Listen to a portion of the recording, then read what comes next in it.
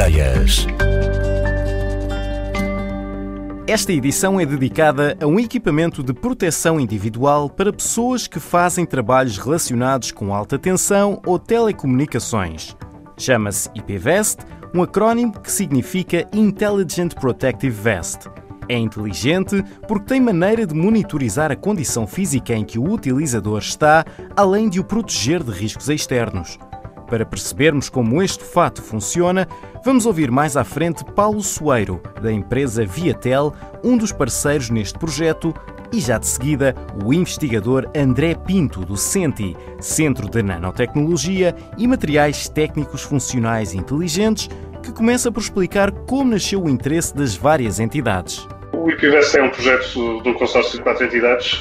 Propuseram-se um desafio muito interessante que neste momento, em termos de estado de arte, não existe nenhuma solução equiparável, que é realmente ter um vestuário de proteção, neste caso um EPI, que tenha também não só a parte de proteger, mas também tem algum tipo de ativação ou que tenha algum tipo de alerta, coisa que atualmente não existe no estado de arte. E quando nos propusemos ao projeto, portanto, havia pouca informação ainda relativamente a este tipo de soluções.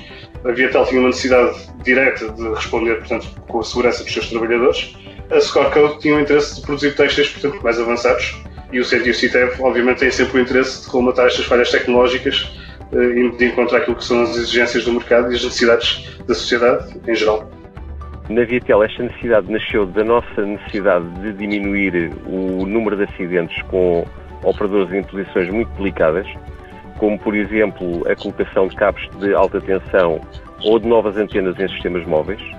E, portanto, aqui a nossa perspectiva foi de poder monitorizar a biometria do operador antes e perceber se existia algum problema com essa biometria. Portanto, se o operador estava com muito calor, batimentos cardíacos elevados ou fosse outra coisa do mesmo género, que permitissem evitar o acidente, fazendo o operador retornar à base antes que o estado físico dele realmente desse origem a um acidente. O trabalhador tem dois tipos de risco, não é? Os riscos exógenos, não é? Portanto, baixas temperaturas, perigo de queda e outros relacionados com o ambiente, e tem os riscos do próprio funcionamento do seu próprio corpo, não é? Isto tem a ver com a capacidade de regulação de temperatura, o estado físico em si, como o equilíbrio dos batimentos cardíacos, o esforço a que está sujeito o operador. Portanto, os equipamentos de proteção individual anteriores, a única coisa que faziam era proteger o operador contra, vamos dizer, abrasão, queda, os próprios sapatos com proteção contra quedas de equipamentos nos pés dos operadores. Este equipamento proporciona essa proteção normal e, ao mesmo tempo, o que faz é fazer um relatar contínuo dos dados biométricos do operador para a equipa que o está a gerir no mesmo local, e esses dados biométricos proporcionam ao chefe de equipa o estado biológico do operador, não é? Ele não evita que tenha uma eletrocução, não é? O que evita, sim, é que esteja exposto, por exemplo, a radiações durante muito tempo, porque tem um avisador próprio para essas radiações. Quem está a trabalhar com antenas de sistemas móveis, se a antena estiver desligada, não sofre essa incidência dessas radiações. Se tiver a antena ligada, é suportável até um certo ponto. Mas a partir daí, se o operador for avisado, tem uma notificação de que tem que modificar a situação. Portanto, no caso, descer a torre para baixo, não é? Também tem sistemas de alerta visuais e sonoros, mas a grande funcionalidade aqui está pelo sistema, portanto, via cloud, ele transmite via wireless para um ponto mais próximo, que depois transmite então para uma cloud essa informação. Portanto, permite-nos não apenas ter um aviso em tempo real ao próprio utilizador e ao chefe de equipa que acompanha toda a operação, mas permite fazer uma recolha de informação da atividade, criando um histórico e permitindo até o protocolo de utilização que permite aos utilizadores terem mais segurança nas futuras operações. O fato é alimentado com um sistema de bateria. Ele está especificado para durar pelo menos 8 horas.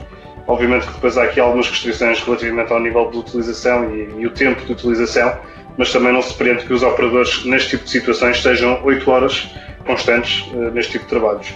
O que permite que, portanto, nas paragens possam fazer também carregamento, mas sim, portanto, terá de ser alimentado sempre por uma bateria que teve de ser miniaturizada e também pensada para ser integrada por estes processos, portanto, mais têxteis, mais confortáveis, mais flexíveis e integráveis, de forma a criar o mínimo de desconforto e perturbação. Estamos a falar de trabalhos complexos, em altura, pessoas que precisam estar dedicadas e muito focadas com o trabalho que estão a realizar.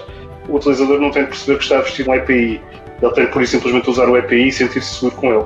Para que o IPVest se tornasse uma realidade, foram precisos os esforços conjuntos do CENTI, Centro de Nanotecnologia e Materiais Técnicos Funcionais e Inteligentes, a que pertence André Pinto, que acabámos de ouvir, e da Viatel, empresa onde Paulo Soeiro, que também ouvimos, é responsável de Engenharia e Inovação. Os outros dois parceiros envolvidos no projeto são o CITEV, um centro tecnológico têxtil, e a empresa Scorecode Têxteis. O IPVest está em fase de testes, em laboratório e em campo, com resultados promissores, para depois seguir para o mercado. E ainda que este modelo tenha em vista a proteção nos trabalhos com alta tensão e telecomunicações, há potencial para ser adaptado a outro tipo de indústrias.